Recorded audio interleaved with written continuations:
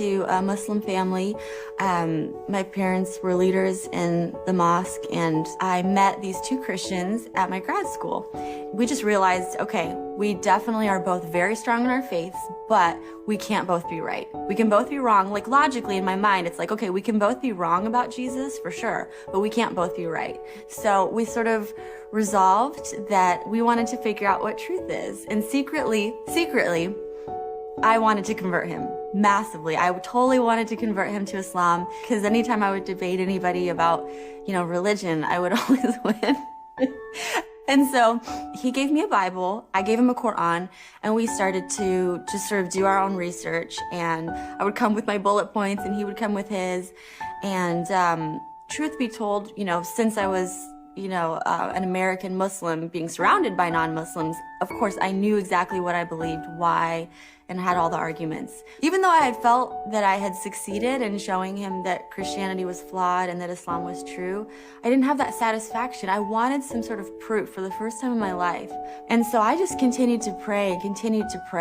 And, I would fast and I would just cry out night and day to God, to Allah, the only God that I knew, to show people that he was the truth.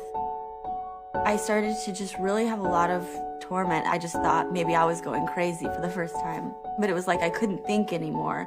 And especially as somebody studying to be a doctor and, science background, to lose your mind is really a very low point, to say the least. So there was one day where I was probably at my lowest point. I was just crying, praying to Allah and saying, I can't do this one more day.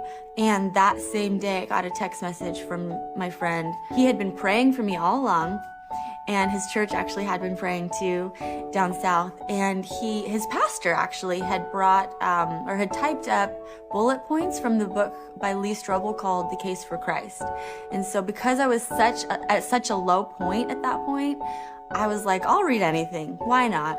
It gave so much significant proof for the historicity of the cross and resurrection. And I started to read the Bible again. I was reading it as though it actually could have happened. And I just remember thinking, oh my gosh, this is beautiful. And then I called somebody that I knew who was a Christian. She said, why don't you just ask Jesus to come into your heart? If you're wondering and curious, you have nothing to lose. And, little did she know, if a Muslim asks Jesus into their heart, it's hell for eternity.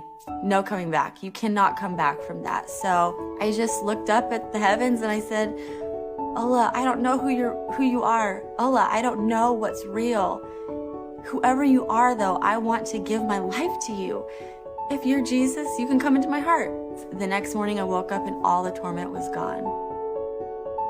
So I thought to myself, okay, logic brain, I'm gonna really give this exploration of the Gospels 3 or 4 years of my life, and I'm gonna really look into it to see if it's real. I'm gonna stay a Muslim, of course. I would never leave Islam, but I just want to give this a chance.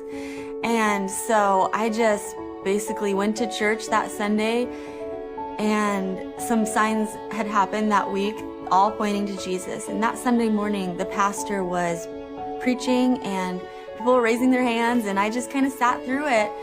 But my heart just wanted to worship. And when the altar call came, we all bowed our heads, and the pastor just said, I feel like there's someone in here that wants to give their life to Jesus, but they don't even know what that means, and they're really scared. And I just said, enough is enough. It's taking me more faith to not believe in Jesus than to believe in him.